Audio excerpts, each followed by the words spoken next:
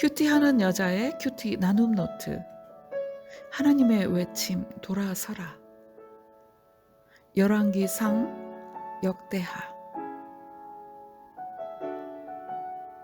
북이스라엘의 초대왕 여로보암은 자신의 왕권 유지를 위해 백성들이 베델과 단에 세워둔 금송아지를 하나님처럼 경배하게 하였습니다. 심지어 그는 하나님께서 제정해 주신 절기도 자기 마음대로 바꾸고 하나님께서 구별하여 세우신 제사장들과 레위인들을 해임했습니다. 여로보암은 여러 산당과 숫염소 우상과 자기가 만든 송아지 우상을 위하여 직접 제사장을 뽑았는데, 누구든지 어린 숫송아지 1마리와 숫양 7마리를 가져오면 우상의 제사장이 될 수 있었습니다. 해임된 제사장들과 레위인들과 함께 경건한 신앙을 지키기 위해 많은 북이스라엘 백성들이 남유다 르호보암에게 넘어갔습니다. 이들은 여로보암의 가증한 우상 숭배와 그로 인한 음란 종교 축제가 이스라엘을 타락시킨다는 것을 알고 있었습니다.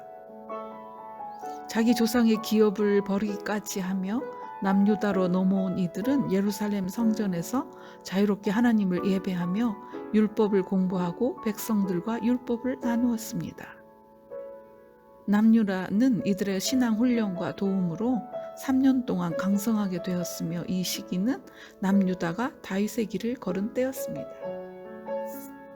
그러나 르호보암은 나라가 견고하고 세력이 강해지자 절제와 책임을 요구하는 여호와의 율법을 버리고 북이스라엘의 여로보암의 길을 걸었습니다.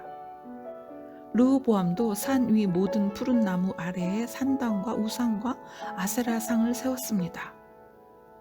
그러자 여호와 하나님께서 쫓아내신 다른 족속들이 행하던 가증한 일인 남색하는 사람들이 생겨났습니다. 온 이스라엘 백성이 하나님께 등을 돌리고 우상을 찾는 이유 중 하나가 음란의 욕구를 다산과 풍요를 기원하는 종교 예식이 채워주기 때문이었습니다. 이스라엘 백성은 절제와 책임을 요구하시는 하나님의 말씀보다 쾌락을 안겨주는 우상에 쉽게 중독되어 헤어나지 못했습니다. 오늘날 우리는 이스라엘이 어떻게 자기 손으로 만든 우상에 그처럼 빠져들 수 있을까 의문을 갖지만, 우상의 문화가 곧 음란과 쾌락이었습니다. 하나님께서는 이스라엘 백성 전에 있던 가나안 땅 주민들이 그들의 우상 문화와 함께 행해졌던 남색 문화와 같은 가증한 일로 그 땅이 더러워졌다 말씀하셨습니다. 그리고 이스라엘에게도 경고하셨습니다. 가나안 정복 후 이스라엘도 가증한 일을 행함으로 그 땅을 더럽히면 그 땅도 이스라엘이 있기 전 주민을 토함같이 토할 것이다. 남유다가 우상을 숭배하며 나라가 혼돈에 빠지자 애굽 왕 시삭이 예루살렘을 치기 위해 올라왔습니다. 애굽 왕 시삭은 유다의 견고한 남부와 북부의 성읍 154개를 파괴했습니다. 이에 놀란 르호보암 왕과 유다 방백들이 모여 예루살렘을 지키기 위한 대책 회의를 할 때 선지자 스마야가 하나님의 말씀을 전하여 외쳤습니다. 여호와께서 이같이 말씀하시기를, 너희가 나를 버렸으므로 나도 너희를 버려 시삭의 손에 넘겼노라.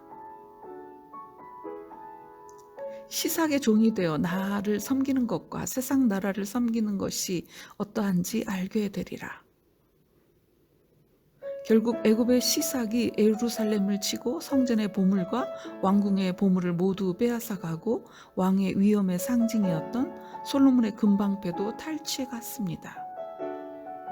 르호보암은 자신의 죄로 애굽 왕의 침공을 막아내지 못한 수치스러움을 성전을 들어갈 때마다 경호원의 손에 들린 솔로몬의 금방패 대신 놋방패를 보며 느껴야만 했습니다. 애굽 왕의 공격으로 충격을 받은 르호보암은 하나님 앞에 스스로 겸손히 낮아졌기에 하나님의 르호보암에 대한 더 이상의 심판은 없었습니다. 그러나 르호보암은 남유다의 신앙 개혁을 위해서 어떤 일도 하지 않았습니다. 르호보암은 41세에 왕이 되어 남유다를 17년을 다스렸습니다. 성경은 르호보암에 대해 이렇게 정리합니다. 르호보암이 악을 행하였으니 이는 그가 여호와를 구하는 마음을 굳게 하지 아니함이었더라. 우리 인생을 한 문장으로 정리하여 표현한다면 어떤 내용일지 생각해 봅니다. 북이스라엘의 여로보암 왕이 베델에 세운 금송아지 제단에서 분향할 때 한 하나님의 사람이 여호와 하나님의 말씀을 큰 소리로 전하였습니다. 장차 다윗의 집에 태어날 요시야 왕이 베델의 단을 회파할 것이라는 것이었습니다. 실제로 이 일은 이때로부터 300여 년 후 그대로 성취되었습니다. 또한 이스라엘에게 범죄하게 한 느밧의 아들 여로보암이 베델에 세운 제단과 산당을 헐고 또 그 산당을 불사르고 빻아서 가루를 만들며 또 아세라 목상을 불살랐더라. 훗날 남유다의 요시야 왕은 성전에서 발견한 율법책을 읽고 연구하며 율법에 따른 철저한 종교개혁을 일으켰습니다.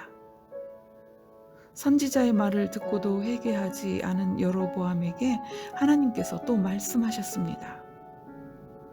내 이전의 사람들보다 더 악을 행하고 가서 너를 위하여 다른 신을 만들며 우상을 부어 만들어 나를 노엽게 하고 나를 내 등 뒤에 버렸도다. 그러므로 내가 여로보암의 집에 재앙을 내려 여로보암에게 속한 사내는 이스라엘 가운데 매인자나 노인자나 다 끊어버리되 거름더미를 쓸어버림 같이 여로보암 집을 맑게 쓸어버릴지라.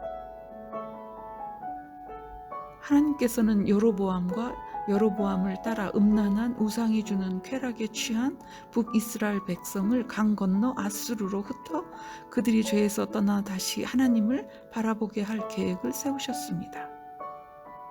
하나님께서 여로보암의 죄를 엄격하게 다루시는 이유는 베델에 우상을 섬기는 것은 하나님을 섬기는 것이 아닌데 어리석은 백성들로 하여금 하나님을 섬기는 것으로 착각하게 만들었기 때문입니다.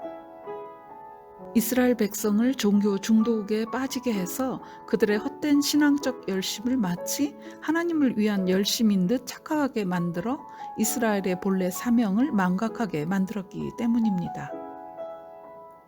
여로보암의 죄는 자신도 하나님께 가지 않고 하나님께 가려는 이스라엘 백성도 가지 못하도록 우상으로 막은 일입니다. 하나님께서 말씀하십니다. 하나님을 믿음과 순종과 경배의 대상으로 여기지 않는 모든 헛된 열심에서 돌아서라.